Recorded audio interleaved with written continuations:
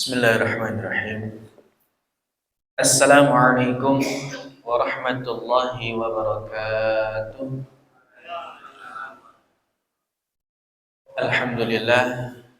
Alhamdulillahilladzi khalaqal mauta wal hayata liyabluwakum ayyukum ahsanu amala wa huwal azizul ghafur. Asyhadu an la ilaha illallah wahdahu la syarika lah wa asyhadu anna Muhammadan 'abduhu wa rasuluhu alladzi la nabiyya ba'dah. Allahumma salli ala sayyidina Muhammad wa ala ali sayyidina Muhammad kama sallaita ala sayyidina Ibrahim wa ala ali sayyidina Ibrahim fil alamin innaka Hamidum Majid. Qala Allah ta'ala fi kitabil Qur'anil 'azim, a'udzu billahi minasy syaithanir rajim. Bismillahirrahmanirrahim. Ya ayyuhalladzina amanu qu anfusakum wa ahlikum nara وقودها الناس والحجارة عليها ملائكة غلاظ شداد لا يعصون الله إلى آخر آية. Shadaqallahul adzim. Bapak Ibu yang sama-sama mengharapkan ridha Allah Subhanahu wa taala, hal yang paling utama dalam pengajian ini adalah kita mengingat kepada Allah Subhanahu wa taala kembali. Mungkin di luar sana dengan kesibukan kita yang luar biasa, dengan tanggung jawab yang Allah amanahkan kepada kita, sehingga fokus kita kepada Allah Subhanahu wa taala terpencar atau bahkan menghilang sementara. Maka fungsi kita dalam beribadah, fungsi kita duduk dalam majelis yang mulia ini adalah kembali kita mengingat kepada Allah Subhanahu wa taala. Betapa baiknya Allah kepada kita, betapa sayangnya Allah kepada kita. Allah Subhanahu wa taala masih memberikan kenikmatan-kenikmatan yang luar biasa kepada kita. Kenikmatan sehat sehingga Allah hantarkan, Allah gerakkan jasad ini untuk menuju ke majelis ilmu yang mulia ini. Allah berikan kesempatan kita dalam beribadah karena tidak semua orang di luar sana yang bisa Allah istiqomahkan untuk bangun pagi, melaksanakan salat subuh berjamaah dan zikir dan ibadah-ibadah yang lainnya. Kalau tidak karena pilihan Allah, kalau tidak karena kekuatan yang Allah berikan kepada kita, kira-kira kita memilih datang ke masjid ini dengan dingin-dingin, ya kan? Atau memilih di rumah saja, Pak? Memilih di rumah karena nikmat. Dan kenikmatan itu bisa langsung kita rasakan. Beda ketika kita memaksakan diri kita bangun pagi, ya kan? Berwudu, bahkan ada yang mandi terlebih dahulu sebelum datang ke masjid. Dia datang ke masjid ke sini, Pak. Jalan dingin-dingin. Bahkan pekan-pekan yang lalu hujan deras, pakai payung dan lain sebagainya. Datang ke sini beribadah, sholat, zikir dan lain sebagainya. Kenikmatannya berbeda. Kalau yang di rumah itu kenikmatannya sementara, tapi kalau yang kedua tadi kenikmatannya abadi insyaallah. Ketenangan hati kita dapatkan di dunia dalam menjalani kehidupan ini, dan juga ketenangan jiwa kita di akhirat nanti Allah akan berikan. Maka kita bersyukur, Pak, masih Allah libatkan kita dalam perkara-perkara agama ini. Jangan dianggap hal yang biasa. Yang kedua, tentu tak lupa kita juga bersalawat kepada Rasulullah Shallallahu Alaihi Wasallam. Berkat perjuangan beliau, tetesan darah, tangisan, caci makian yang beliau terima, lemparan-lemparan yang beliau rasakan sakitnya, kita dapat menjalankan ibadah ini dengan aman, dengan nyaman, kan? Maka buruk seseorang jika dia melupakan perjuangan Rasulullah Shallallahu Alaihi Wasallam. Paling minimalnya kita bersalawat kepada Rasulullah, walaupun kita tidak pernah berjumpa dengan beliau yang agung ini. Kita tidak pernah merasakan bagaimana indahnya wajah beliau. Kita tidak pernah merasakan bagaimana indahnya suara beliau. Tetapi insya Allah kalau kita bersalawat kepada Rasulullah SAW, senantiasa memikirkan perjuangan beliau, senantiasa berharap kepada Allah agar nanti di yaumil qiyamah dikumpulkan dengan beliau, insya Allah kita akan masuk ke dalam golongan yang beliau rindukan. Sering dibawakan oleh para penceramah, para khatib, bahwa ada hadis yang mengatakan Rasulullah SAW sangat rindu kepada apanya Pak? Kepada kekasihnya. Ya. Siapa mereka? Mereka adalah orang-orang yang hidup di zaman yang tidak melihat Rasulullah, tidak pernah mendengarkan perkataan Rasulullah, tetapi dia beriman kepada Rasulullah SAW. Mudah-mudahan kita ya Pak ya. Insyaallah, amin ya rabbal alamin. Bapak Ibu yang dimuliakan oleh Allah Subhanahu wa taala, tak terasa kita sudah sampai di bulan Sya'ban. Ada 3 bulan yang dalam doa yang masyhur ya, atau yang masyhur yang diutarakan ketika masuk ke dalam 3 bulan ini. Allahumma barik lana fi Rajab wa Sya'ban wa balighna Ramadan. Ya. Kita minta kepada Allah untuk diberkahi di 3 bulan ini. Rajab, Sya'ban, dan memohon kepada Allah untuk disampaikan kepada bulan Ramadan. Di Sya'ban ada ulama yang menjelaskan bahwa 3 bulan ini adalah fase kita untuk bertani ya. Ada yang ditamsilkan atau dianalogikan sebagai bertani. Di bulan Rajab kita menanam Pak dengan ibadah-ibadah. Ya. Di bulan Sya'ban tanaman yang sudah kita tanam kita siram, kita rawat. Dan di bulan Ramadan kita baru memanen hasilnya. Banyak sekali fadilah-fadilah dalam bulan Ramadan yang mengatakan bahwa hadiah-hadiah yang diberikan Allah kepada umatnya Nabi Muhammad ini sangat banyak. Maka dari bulan Rajab itu kita sudah siap-siap tuh Pak. Sedikit demi sedikit kita perbaiki ibadah kita. Tilawah harian kita biasakan. Yang tadinya belum pernah kita baca minimal 1 ayat dalam sehari. Di bulan Sya'ban kita tingkatkan lagi. Maka ketika masuk bulan Ramadan, insya Allah kita akan menjadi golongan orang yang siap untuk mendapatkan hadiah tersebut. Bukan menjadi golongan yang kata Rasulullah SAW, berlalunya Ramadan dia tidak mendapatkan apa-apa kecuali hanya lapar, ngantuk, dan hausnya saja. Tidak mendapatkan hadiah yang Allah telah siapkan. Banyak sekali hadiahnya. Yang paling agung adalah Lailatul Qadar. Maka yang kita harapkan ya Pak ya, mudah-mudahan di bulan Sya'ban ini Allah memberikan kita kekuatan, memberikan kita hidayah untuk bisa mengoptimalkan bulan Sya'ban ini, sehingga di bulan Ramadan kita terbiasa dengan saum, terbiasa dengan sholat malam, terbiasa dengan bacaan Al-Quran kita. Kita upayakan, kita niatkan Pak mulai hari ini, jika Allah nanti sampaikan kita kepada bulan Ramadan tahun ini, maka kita upayakan Ramadan ini menjadi Ramadan yang terbaik. Jangan dianggap Ramadan biasa Pak. Sudah berlalu berapa lama Ramadan di umur kita? Kalau saya 27 tahun dikurangi 17 tahun balik, kalau dalam itu lah ya 15, maka ada 10. Bahwa bapak yang sudah umur 50, 70, ada 70 sini. Ada ya? Masya Allah.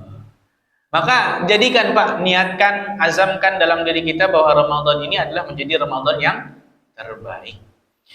Bapak Ibu yang dimuliakan oleh Allah Subhanahu wa taala, sebagaimana biasanya kemarin kita sudah membahas hadis yang kedua dari kitab Al-Arba'in An-Nawawiyah tentang bagaimana Rasulullah Malaikat Jibril alaihi salam dan Rasulullah mengajarkan kepada para sahabat Otomatis juga sampai kepada kita, mengajarkan kepada kita apa itu tentang Islam, apa itu tentang iman, apa itu tentang ihsan, dan bagaimana tanda-tanda di hari kiamat. Maka hadis berikutnya, Pak, ini penting juga untuk kita ketahui. Imam An-Nawawi juga menjelaskan di dalam hadis yang berikutnya ini, penting untuk kita renungkan, kita ambil pelajaran dan lain sebagainya. Karena ini akan menyangkut ya keadaan kita, menyangkut nasib kita nanti di akhir kehidupan di dunia ini. Apakah happy ending ataukah sad ending? Apakah senang endingnya, apakah sedih endingnya? Maka perlu kita ketahui dan perlu kita ambil faidahnya. Saya bacakan dulu ya Pak ya. Bismillahirrahmanirrahim. Hadis tentang amal itu tergantung pada penutupnya.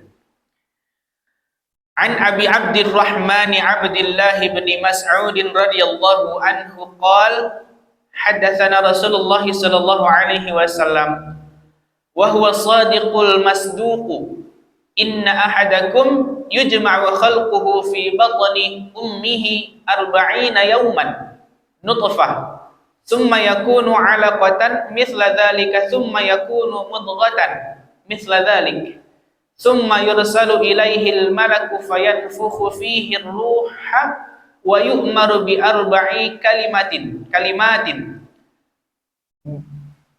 bikatbi rizqihi wa ajlihi wa amalihi wa syaqiyyun aw sa'idun fawalladhi la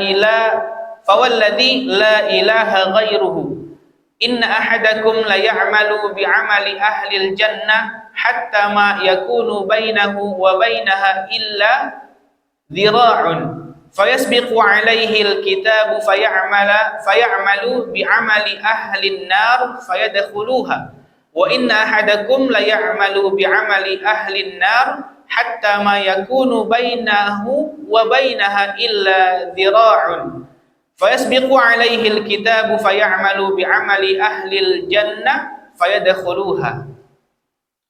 Jadi hadis ini diriwayatkan oleh Al-Bukhari dan juga Muslim. Kita sama-sama dengarkan artinya, Pak. Dari Abu Abdurrahman Abdullah bin Mas'ud radhiyallahu anhu, ia berkata, Rasulullah sallallahu alaihi wasallam bersabda atau menceritakan kepada kami, dan beliau adalah as-shadiq al-masduq, yaitu yang benar lagi dibenarkan perkataannya. Sesungguhnya seseorang dari kalian dikumpulkan penciptaannya dalam perut ibunya selama 40 hari dalam bentuk sperma. Kemudian menjadi segumpal darah dalam 40 hari berikutnya. Kemudian menjadi segumpal daging dalam 40 hari berikutnya. Kemudian seorang malaikat diutus kepadanya untuk meniupkan ruh di dalamnya dan diperintahkan atau ditetapkan terhadap 4 perkara. Pertama, menulis rezekinya, ajalnya, amalnya, dan celaka atau bahagia. Demi zat yang tiada Tuhan selainnya, sesungguhnya ada salah seorang dari kalian yang beramal dengan amalan ahli surga, sehingga jarak antara dirinya dengan surga hanya tinggal 1 hasta, tetapi catatan takdir mendahuluinya. Lalu dia beramal dengan amalan ahli neraka sehingga akhir dari kehidupannya dia masuk ke dalam neraka. Dan sesungguhnya ada salah seorang dari kalian yang beramal dengan amalan ahli neraka sehingga jarak antara dirinya dengan neraka tinggal sehasta, tetapi catatan takdir mendahuluinya. Lalu dia beramal dengan amalan ahli surga sehingga akhir kehidupannya dia masuk ke dalam surga. Hadis riwayat Bukhari dan Muslim. Hadis ini sahih, Pak, derajatnya tinggi. Maka Imam Nawawi mencantumkan pada permulaan-permulaan dalam kitab Al-Arba'in An-Nawawiyah. Ada beberapa faidah, Pak, yang kita bisa ambil hikmahnya. Pertama, hadis ini diriwayatkan oleh salah seorang sahabat, Ibnu Mas'ud radhiyallahu anhu. Ya. Namanya Abu Abdurrahman Abdullah bin Mas'ud. Pernah dengar, Pak? Pernah lah ya. Karena Ibnu Mas'ud ini adalah salah satu dari sahabat yang mendapatkan predikat, ya, titel atau gelar lah kalau zaman sekarang mah, as-sabiqunal awwalun. Sahabat-sahabat yang dahulu masuk ke dalam Islam, yang merasakan perjuangan Rasulullah dalam mendakwahkan agama ini yang begitu berat ini, as-sabiqunal awwalun. Ada 10 sahabat yang dijamin, ya, diberikan kabar kepada Rasulullah SAW bahwa dia telah masuk surga, dijamin masuk surga. Kira-kira kalau kita gelarnya apa, Pak? Ya, kalau kita gelarnya itulah insyaallah. Sahabat ini Ibnu Mas'ud ini adalah salah seorang sahabat yang mempunyai bacaan Al-Qur'an yang luar biasa indahnya. Ya. Bahkan bacaan Al-Qur'annya pernah suatu ketika membuat Rasulullah Shallallahu alaihi wasallam menangis. Kan dalam hadisnya dikit ya. Jadi pernah suatu ketika Abdullah bin Mas'ud ini diminta oleh Rasulullah Shallallahu alaihi wasallam untuk membacakan Al-Qur'an untuk Rasulullah. Maka Abdullah bin Mas'ud ini berkata, "Ya Rasulullah, bagaimana aku membacakan Al-Qur'an sedangkan Al-Qur'an sendiri diturunkan kepada engkau? Engkaulah yang lebih layak, engkaulah yang lebih bagus untuk membacakannya." Maka Rasulullah hanya meminta saja, "Bacakanlah ya Abdullah Ibnu Mas'ud." Maka dibacakan oleh Ibnu Mas'ud ini, tak terasa membuat Rasulullah Shallallahu alaihi wasallam menangis, meneteskan air mata, keindahan bacaannya. Maka Bapak Ibu yang dimuliakan oleh Allah Subhanahu wa taala, Abdullah bin Mas'ud ini ya tadi, dia merupakan pakar tafsir, ahli fikih, dan dia juga adalah orang-orang yang pertama-tama masuk ke dalam Islam dan mendapatkan gelar as-sabiqunal awwalun. Kalau dalam posturnya, dalam beberapa riwayat dikatakan Abdullah bin Mas'ud ini tidak besar, tidak gagah seperti Umar, ya. Bahkan pernah suatu ketika dalam kisahnya itu, ketika Abdullah bin Mas'ud ini berkumpul dengan para sahabatnya, ya, suatu ketika dia hendak manjat pohon, terlihat betisnya Abdullah bin Mas'ud oleh para sahabatnya. Maka para sahabat yang melihat betisnya Abdullah bin Mas'ud ini tertawa karena melihat bentuknya yang unik, kecil, ya, kerempeng gitu kan. Tertawa para sahabat ini. Maka ketika mendengar tersebut atau melihat hal tersebut, Rasulullah Shallallahu alaihi wasallam marah kepada sahabat-sahabat yang menertawakan Ibnu Mas'ud ini, Pak. Kata Rasulullah SAW, sesungguhnya betis daripada Ibnu Mas'ud ini lebih berat daripada amalan-amalan yang dikerjakan sebesar gunung Uhud, katanya. Maknanya apa? Kita tidak boleh menganggap remeh orang lain. Kita tidak boleh menganggap hina, mentertawakan dan lain sebagainya ciptaan Allah Subhanahu wa taala. Ya, jangan kreatif-kreatif banget gitu kan. Kalau kita melihat satu bentuk ciptaan Allah yang mungkin berbeda dari hal-hal yang normal, maka cukup kita ketahui saja, tidak perlu dibahas dan tidak perlu diremehkan. Karena tidak ada ciptaan Allah yang cacat, tidak ada ciptaan Allah yang tidak sempurna. Baik, sudah baik semuanya menurut ketetapan Allah Subhanahu wa ta'ala. Yang kedua, di sini Ibnu Mas'ud berkata, qala hadatsana Rasulullah sallallahu alaihi wasallam. Rasulullah sallallahu alaihi wasallam menceritakan kepada kami, wa huwa shadiqul masduq. dan Rasulullah adalah orang yang benar dan juga dibenarkan perkataannya ya Pak ya. Dan kita ketahui bersama bahwa dalam diri Rasulullah SAW itu tidak ada kebohongan. Rasulullah diberikan gelar Al-Amin bahkan sebelum beliau diangkat menjadi seorang nabi. Diberi gelar Shadiq dari perkataannya yang tidak pernah dusta. Bahkan di dalam Al-Quran pun banyak ayat yang Allah Subhanahu wa Ta'ala menjelaskan bahwa Rasulullah SAW adalah seorang yang jujur, seorang Rasul. Tidak mungkin ya Rasulullah punya sifat dusta. Bahkan banyak riwayat yang mengatakan bahwa Rasulullah SAW adalah Al-Quran berjalan. Sa'ad bin Hisham bertanya kepada Aisyah radhiyallahu anha, aku berkata, wahai Ummul Mukminin, beritahukan aku tentang akhlak Rasulullah sallallahu alaihi wasallam. Aisyah bertanya, bukankah engkau membaca Al-Quran, wahai Hisham? Aku menjawab, ya. Maka Aisyah radhiyallahu anha pun berkata, sesungguhnya akhlak Rasulullah sallallahu alaihi wasallam adalah sebagaimana Al-Quran. Jadi tidak pernah dusta.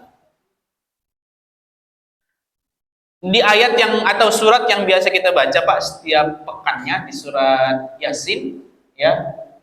Dalam ayat innaka laminal mursalin, Allah itu menjelaskan bahwa benar Rasulullah sallallahu alaihi wasallam adalah salah satu rasul yang diangkat oleh Allah Subhanahu wa taala. Innaka laminal mursalin. Nah, di ayat ini Pak hati-hati juga Pak.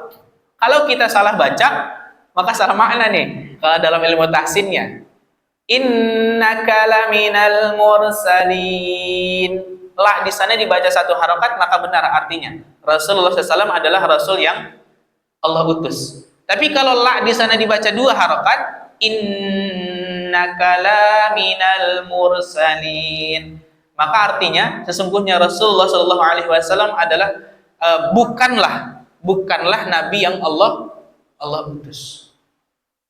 Itu sedikit ilmu tahsin. Kemarin kan kita sudah belajar ya Pak ya tentang bagaimana urgensi suratul Fatihah harus dibaca dengan benar karena menyangkut keabsahan daripada sholat berjamaah.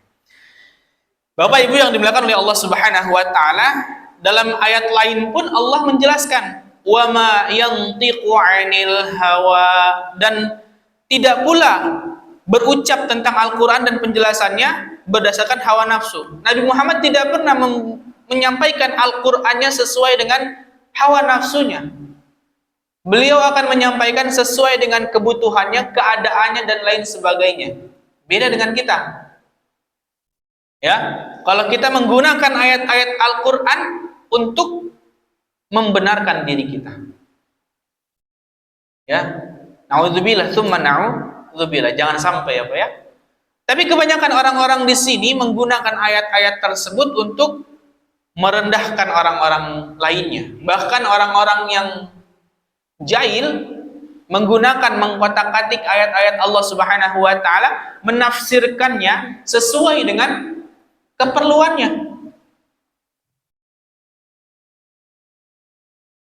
In huwa illa wahyun yuha.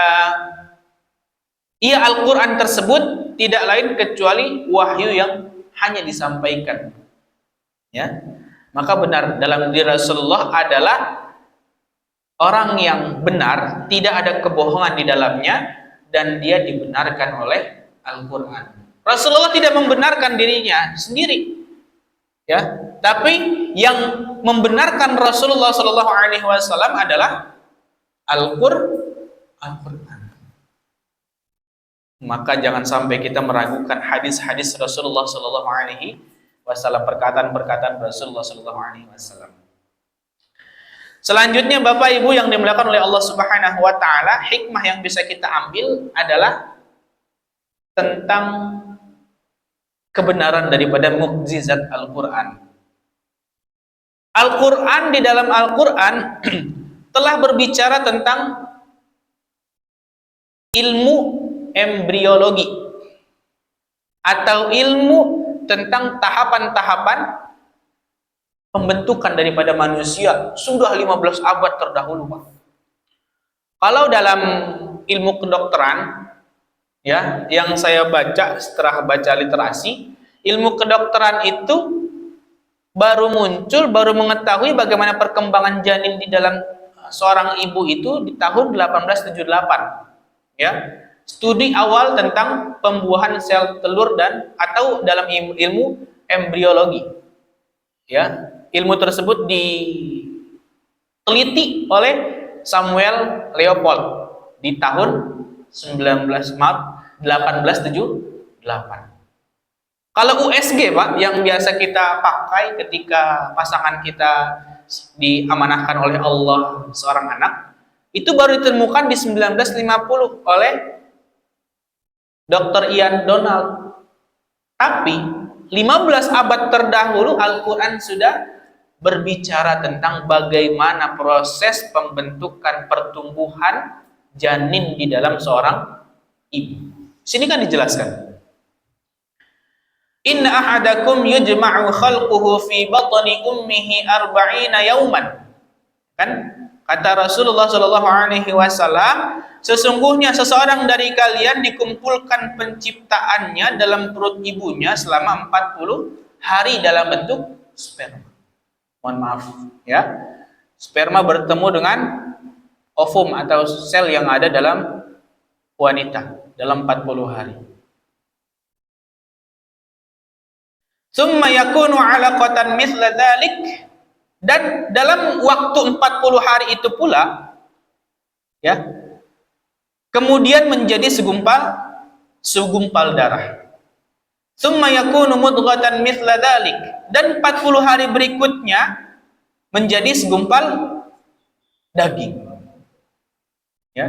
Summa yursilu ilaihil malaku fayanfukhu fihi ruh, dan kemudian baru di umur 4 bulan Allah Subhanahu wa taala mengutus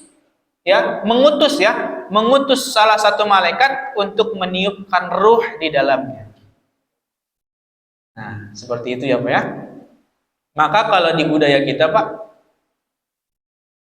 syukuran itu adanya di 4 bulan atau 7 bulan? Iya, 4 bulan dan 7 bulan ambil lamannya. Kalau mau yang lebih baik lagi sesuai dengan hadis ini dan juga sesuai dengan firman Allah Subhanahu wa taala dalam surat Al-Hajj. Dalam 4 bulan. Tapi kalau memang 7 bulan ya nggak apa-apa, ya. Yang penting dia syukuran, kan? 7 bulan sudah ditiupkan ruh. Kalau 4 bulan baru ditiupkan ruh oleh Allah Subhanahu wa taala. Maka ada ulama yang mengatakan, Pak, bahwa ketika janin sudah berumur lebih daripada 4 bulan dan Allah takdirkan dia janin itu tidak lahir ke muka bumi ini, maka ada ulama yang mengatakan dia sudah dihukumi sebagai seorang manusia. Kalau meninggal berarti diurus sebagaimana halnya manusia. Kalau di bawah 4 bulan itu belum mencapai status sebagai seorang manusia. Nih, ilmu embriologi. Benar, Al-Quran itu benar-benar kitab yang Allah Subhanahu wa ta'ala turunkan kebenarannya. Kebenaran juga Allah jaga. Allah jaga sampai nanti hari yang Allah tentukan. Maka orang-orang yang menganggap Al-Quran ini sepele, orang-orang yang menganggap Al-Quran ini hanya sebagai kitab yang dibaca 1 tahunan saja ketika Ramadan, sungguh luar biasa ruginya mereka ini, Pak. Maka kita upayakan, Pak, dalam keluarga kita, anak kita, istri kita, senantiasa dekat dengan Al-Quran ya Allah Subhanahu wa ta'ala. Bapak Ibu yang dimuliakan Allah Subhanahu wa ta'ala, tadi dikatakan prosesnya 40 hari pertama, 40 hari kedua, 40 hari ketiga. Ketika sudah sampai kepada 4 bulan, Allah utus satu malaikat untuk meniupkan ruh ke dalam janin tersebut. Maka ketika ditiupkan oleh malaikat tersebut ruh, telah Allah tetapkan 4 perkara. Yang pertama adalah rizkinya, yang kedua adalah ajalnya, yang ketiga adalah amalnya, yang keempat dalam menjalani kehidupan ini apakah dia celaka atau bersedih. Maka Bapak Ibu yang dimuliakan Allah Subhanahu wa taala, kita telaah dulu Pak terkait 4 ketetapan ini ya. Dari rezekinya Pak, Allah Subhanahu wa taala berfirman banyak sekali dalam Al-Qur'an. Saya hanya mengutip beberapa ayat saja. Begitupun di syarah yang dibawakan oleh Imam An-Nawawi di sini saya sudah rangkum ya untuk bisa kita konsumsi bersama dengan mudah. Allah Subhanahu wa taala berfirman dalam surat Al-Isra ayat 30. Inna rabbaka yabsutur rizqa liman yasha'u wa yaqdir. Innahu kana bi'ibadihi khabiran basira. Sesungguhnya Tuhanmu melapangkan rezeki bagi siapa yang Dia kehendaki dan menyempitkan bagi siapa yang dikehendakinya.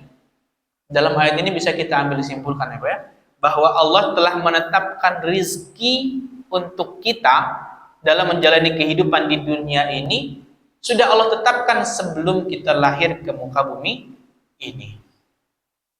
Tugas kita apa di dunia ini? Tugas kita adalah untuk ikhtiar, untuk menjalankan usaha dalam menjemput rezeki-rezeki yang telah Allah tetapkan. Dan menjaga, karena Allah berikan kita pikiran, beri kita hati, menjaga agar rezeki tersebut adalah rezeki-rezeki yang halal untuk kita konsumsi, tidak kita sikat. Semua rezeki yang Allah berikan kepada kita, ya. Maka di sini Allah telah sampaikan kepada kita. Dalam surat Al-Jumu'ah pun dijelaskan kan, ketika kita sudah melaksanakan rangkaian ibadah di hari Jumat kepada Allah Subhanahu wa taala, Allah perintahkan kita untuk bertebaran di muka bumi ini menjemput rezeki yang telah Allah berikan kepada kita. Tapi jangan sampai proses tersebut, ikhtiar tersebut sampai melalaikan kita dalam beribadah kepada Allah, sampai melupakan diri kita bahwa kita ini diciptakan oleh Allah ke dunia ini hanya untuk beribadah. Maka ada ulama yang mengatakan kerja kita itu bukanlah kegiatan yang utama. Yang utama adalah beribadah. Proses kerja kita itu adalah selingan kegiatan untuk menunggu waktu ibadah berikutnya.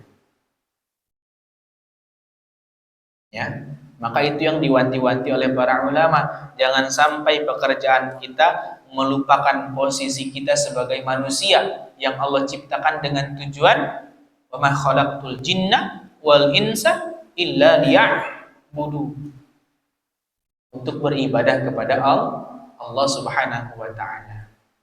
Karena kalau misalkan kita mau bekerja keras sekalipun, rezeki yang Allah tetapkan segitu, ya udah segitu aja. Ya, kita diminta oleh Allah untuk berproses saja, ikhtiar saja, berusaha saja, bekerja saja. Ada rezeki yang Allah hantarkan, ada rezeki yang harus kita jemput. Tidak mungkin Allah hantarkan terus-terusan dalam umur kita 50 tahun, kan gak mungkin, gak ada kan? Ada rezeki yang Allah hantarkan mendatangi kita, ada juga rezeki yang kita butuh menjemputnya. Bapak Ibu yang dimuliakan Allah Subhanahu wa taala, itu berkaitan tentang rezeki. Ya. Maka harus hati-hati dalam memahami hadis ini, Pak. Kalau hadis ini dipahami secara letterlet saja, secara tekstual saja, maka orang yang memahami hadis ini akan menjadi apatis. Dia akan menjadi orang yang tidak mau berusaha. Ya, maka kalau dalam ilmu kalam itu ada 3 golongan, Pak. Yang pertama adalah golongan Jabariyah. Dulu sepeninggal Rasulullah SAW bermunculan tuh golongan-golongan itu. Ya, ada golongan Jabariyah. Golongan Jabariyah ini adalah golongan-golongan yang menganggap kehidupan di dunia ini sebagaimana wayang yang dikendalikan oleh dalangnya. Pasrah saja, pasif saja. Kenapa kamu nggak kerja? Kan Allah sudah menetapkan rezeki kita, sudah menetapkan takdir kita, sudah menetapkan ajal kita. Udah, nggak usah kerja aja. Nah, jadi menjadi golongan yang apatis, yang pasif, tidak mau bekerja. Itu golongan Jabariyah. Dan ulama sepakat melabeli golongan ini menjadi golongan ahlul bid'ah. Ada lawannya dari Jabariyah ini, golongan Qadariyah, yang menganggap bahwa kehidupan ini tidak ada takdir Allah Subhanahu wa taala. 100% pure kita yang menentukan. Padahal kan dalam rukun iman kita ada berapa, Pak, rukun iman kita? Ada 6, ya kan? Salah satunya yang paling akhir adalah kita beriman kepada takdir Allah, qada dan qadar. Tapi Qadariyah ini dia tidak mau menganggap itu, maka rukun imannya tinggal 5 dia itu. Menganggap dalam kehidupan ini kita punya kehendak, ya. Takdir tidak ada. Dicampakkan takdirnya itu. Ini Qadariyah. Dan ini pun dilabeli oleh para ulama sebagai ahlul bid'ah, golongan yang mengada-ngada lah. Maka kita, Pak, ahlus sunnah wal jamaah, berdiri menjalani kehidupan di dunia ini ada unsur Jabariyahnya, ada unsur Qadariyah. Seperti itu ya, Bapak-bapak yang bukan Allah Subhanahu wa taala. Jangan apatis. Ikhtiar yang perlu kita lakukan.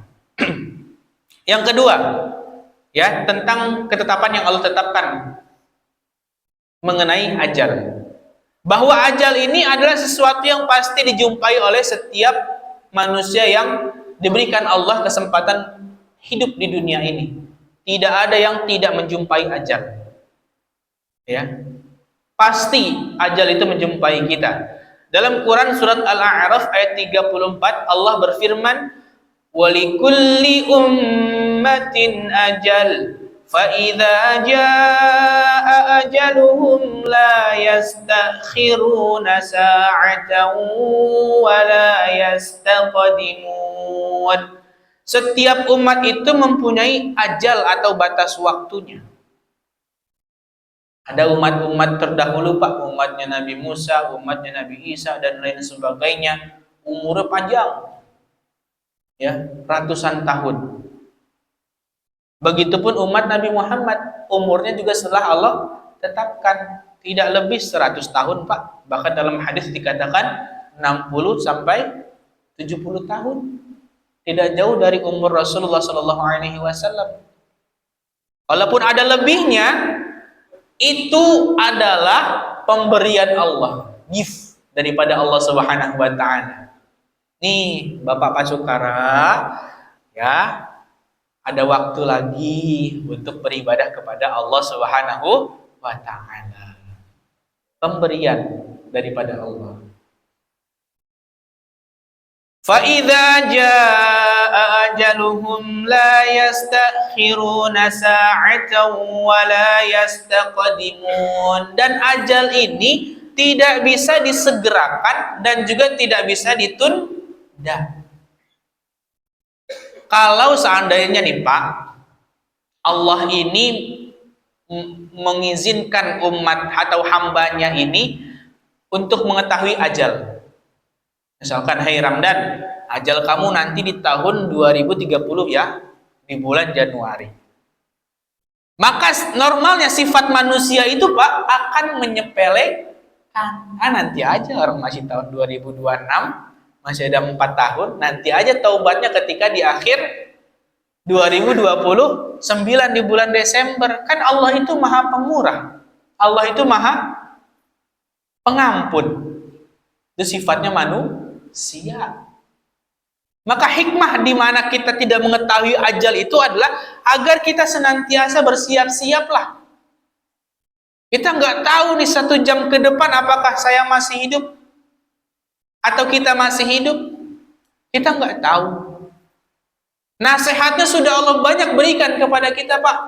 Bagaimana orang-orang yang dulu bersama-sama kita di masjid ini, dulu membangun masjid ini bersama-sama dengan kita, bersendau gurau, beribadah kepada kita, satu demi satu sudah Allah panggil. Kita nggak tahu kapan kita dipanggil oleh Allah Subhanahu wa ta'ala. Maka senantiasa beribadah, senantiasa mendekatkan diri kepada Allah. Kalau terpeleset, ya, kalau imannya lagi di bawah, maka upayakan lagi untuk iman itu meningkat lagi. Upayakan lagi dalam rute atau perjalanan menuju Allah Subhanahu wa ta'ala. Karena memang gitu siklusnya, Pak. Kadang iman ini naik, soleh banget tuh kan. Biasanya di bulan Ramadan nih naik nih. Ya. Mudah-mudahan lah kita selesai bulan Ramadan tetap meningkat iman kita. Biasanya di bulan Ramadan dia naik gitu kan. Ntar setelah peninggal Ramadan 3 bulan, 4 bulan, 7 bulan turun. Di bulan Ramadan dia aktif, kelihatan di masjid, terus kan sholat malam dan lain sebagainya. Nanti 5 bulan sepeninggal bulan Ramadan hilang. Siklusnya memang seperti itu, Pak. Maka salah satu ikhtiar kita dalam menjaga iman kita agar tetap menaik adalah dengan terus-terusan hadir di majelis ilmu, di majelis yang dibicarakan firman Allah, di majelis yang dibacakan sabda Rasulullah SAW. Itu yang membuat kita menaik atau menjaga konsistensi iman kita. Maka hati-hati kalau ada sudah orang yang Allah berikan banyak sekali alasan dalam dirinya tidak mau menghadiri majelis ilmu. Entah itu karena dia bekerja capek, udah 1 hari, dalam 1 pekan, Senin sampai dengan Sabtu bekerja. Minggu ini kan harusnya digunakan untuk istirahat. Masa digunakan untuk ngaji? Ya, ada juga yang seperti itu. Atau alasan-alasan lainnya yang menghalangi dia hadir di majelis ilmu, di majelis yang mulia ini. Maka bersyukur kita, Pak, yang Allah senantiasa kumpulkan ya, Pak, ya. Mudah-mudahan Allah istiqomahkan kita. Amin ya rabbal alamin. Yang ketujuh tentang dalam hadis ini kita dapat ambil pelajaran yang ketujuhnya adalah keselamatan dunia dan akhirat hanya dalam bentuk amal agama. Allah Subhanahu wa taala firman dalam surat Al-Baqarah ayat 277. Innal ladzina amanu wa 'amilus solihati wa aqamus shalah wa atuz zakah lahum ajruhum 'inda rabbihim wala khaufun 'alaihim wala hum yahzanun. Sesungguhnya orang-orang yang beriman, beramal soleh, menegakkan salat, menunaikan zakat, mereka mendapatkan pahala di sisi Allah Subhanahu wa taala, tidak ada rasa takut pada diri mereka dan juga mereka tidak bersedih.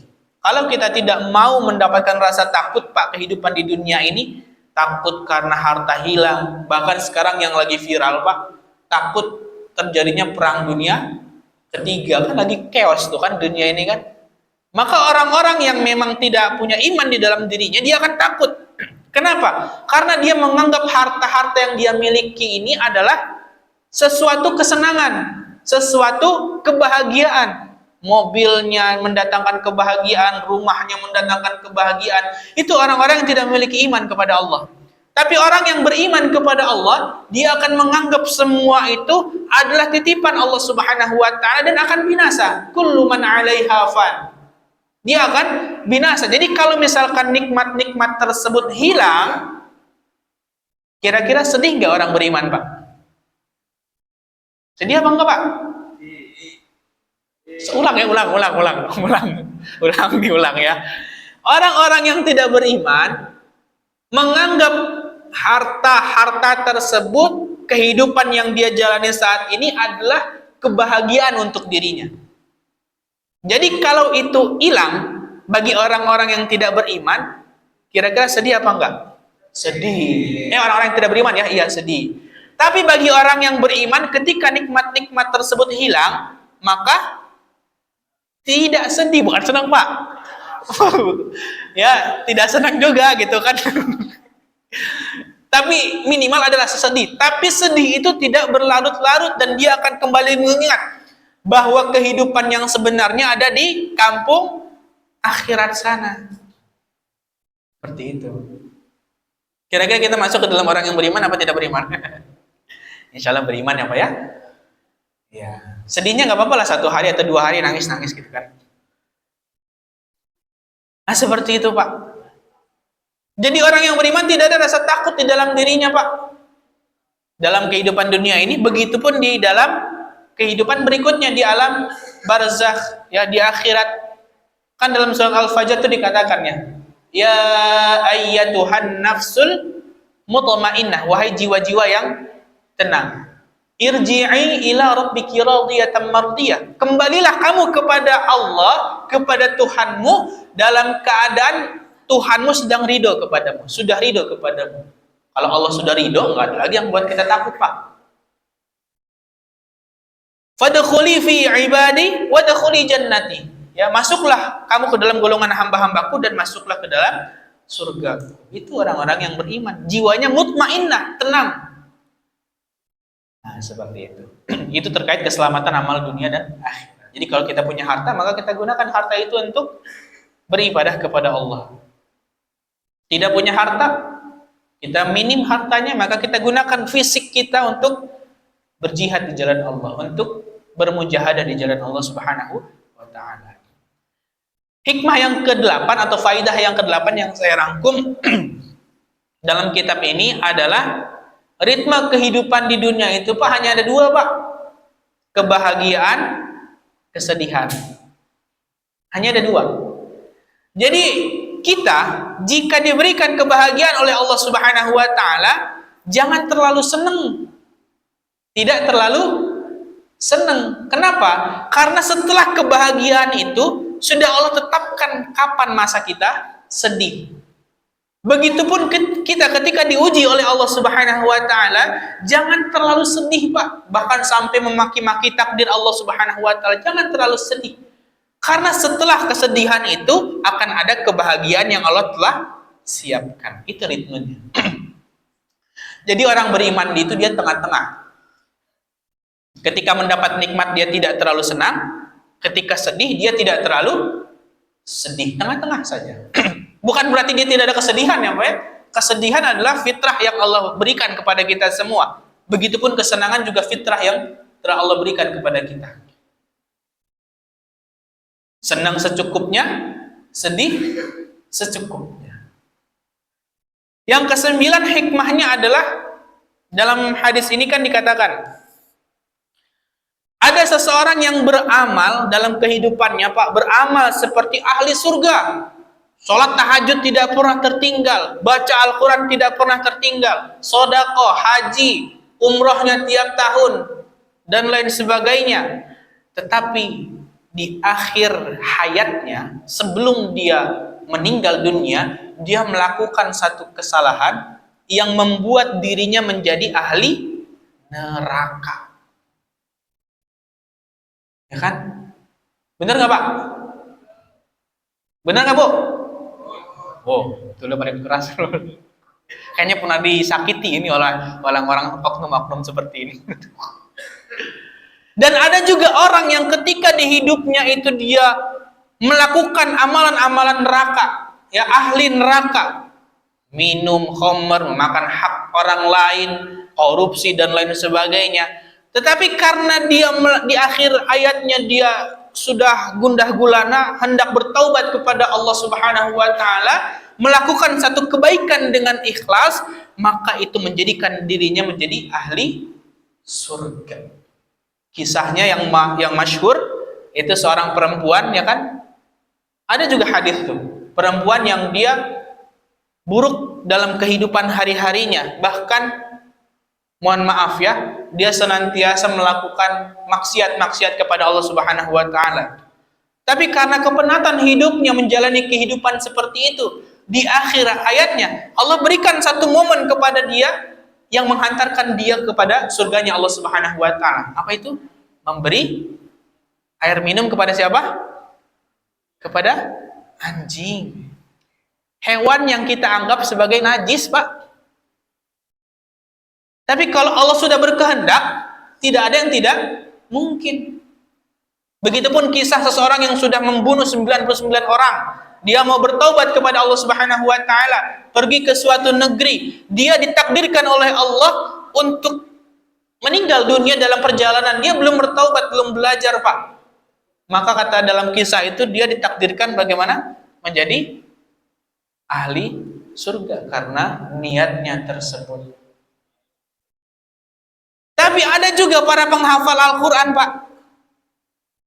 Ya, yang kemarin disampaikan oleh Pak Gofur, ahli Al-Quran ada yang membunuh salah seorang khalifah.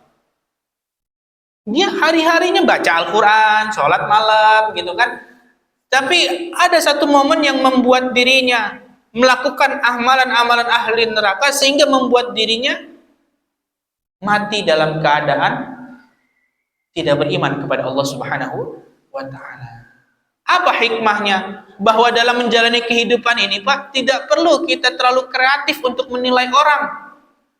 Orang tersebut dia jahat, omongannya tidak pernah benar. Ya, pasti neraka tuh orang itu. Pernah ada yang gitu, Pak? Jangan sampai ya. Wih, orang tersebut dia rajin, luar biasa, Masya Allah. Baca Al-Qur'annya, sholat subuhnya, sholat malamnya dia rajin. Pasti dia masuk surga. Jadi jangan buru-buru kita memvonis seseorang, menjudge seseorang berdasarkan keadaan dia saat itu, Pak. Karena keadaan seseorang itu ditentukan dari ending kehidupannya, akhir kehidupannya, penutup amalnya. Banyak itu, Pak. Ya. Terutama yang ibu-ibu nih, Bu. Ada, Bu? Nggak tidur kan ya? Soalnya kalau tirai ditutup ini rawan, Pak, dia, Pak. Tiba-tiba ngopi aja. Saya pernah tuh, Pak, ke salah satu masjid, Pak, kajian gini, Pak. Ibu-ibunya ditutup kayak gini. Saya lihat nitip tuh, Pak. Ustadznya lagi ceramah nih, Pak. Ibu-ibunya dia ngopi dia. Ayo sini mah insya Allah soleh-soleh ya, Bu ya, solehah-solehah ya, Bu ya. Amin ya rabbal alamin. Ngopi di belakang itu. Kreatif kan, ibu-ibu itu kan kreatif ya. Ada sedikit perkumpulan dia akan bawa makanan. Wah. Nah, ini khasiat untuk ibu-ibu nih, Bu. Dalam sebuah hadis ada, Bu, dijelaskan seorang wanita soleh, dia kata Rasulullah SAW, ibadahnya tidak pernah tertinggal, baca Qur'annya tidak sedikit, bahkan dia banyak hafal daripada Al-Quran tersebut. Tetapi karena satu ya kesalahannya yang membuat dia menjadi ahli neraka, dilabeli oleh Allah menjadi ahli neraka. Dari bagian mana bagian tubuhnya? Salah satu yang besar atau berbahaya dalam bagian tubuh kita adalah lisan. Jaga lisannya. Ya. Karena kata Rasulullah SAW, "Man kana yu'minuna billahi wal yaumil akhir falyaqul khairan aw liyasmut." Siapa mereka yang beriman kepada Allah, kepada hari akhir, falyaqul khairan aw liyasmut. Bicaralah yang baik atau diam. Lebih baik diam. Kan ada peribahasa tuh ya. Diam adalah emas. Ibu yang banyak diam udah dapat emas. Iya. Allahu Akbar. Jadi gitu ya. Dalam kehidupan di dunia ini jangan terlalu kita fokus kepada orang lain sehingga merupakan diri kita. Merupakan diri kita untuk dihisap. Kita terus-terusan menghisap orang lain. Kreatif banget kita. Tidak ada waktu untuk menghisap diri kita sendiri. Apakah saya sudah melaksanakan kesalahan di hari ini? Apakah saya sudah melakukan kebaikan di hari ini? Hisap diri kita sebelum dihisap oleh Allah Subhanahu wa ta'ala. Memohon ampun kepada Allah untuk diri kita sebelum permohonan ampunan tersebut ditutup oleh Allah Subhanahu wa ta'ala. Itulah hikmah dalam hadis yang berikutnya atau hadis yang keempat dalam kitab Al-Arba'in An-Nawawiyah. Mungkin itu yang dapat saya sampaikan Bapak Ibu yang dimuliakan Allah Subhanahu wa taala. Tentu apa yang saya sampaikan seperti ini adalah nasihat untuk diri saya pribadi. Penceramah itu Pak kalau melaksanakan atau menyampaikan kebaikan pasti enggak semua sih ya. Tapi mayoritas dia akan menunjukkan apa yang disampaikannya tersebut untuk dirinya sendiri.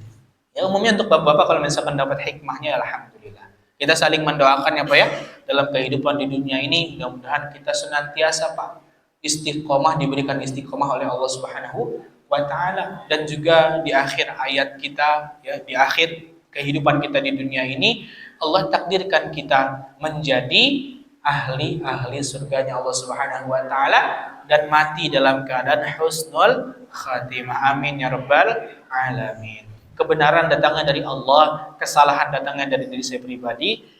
Kurang lebihnya mohon dimaafkan Pak. Kita akhiri dengan doa kifaratul majlis. Subhanakallahumma wa bihamdika asyhadu an la ilaha illa anta astaghfiruka wa atubu ilaik. Assalamualaikum warahmatullahi wabarakatuh.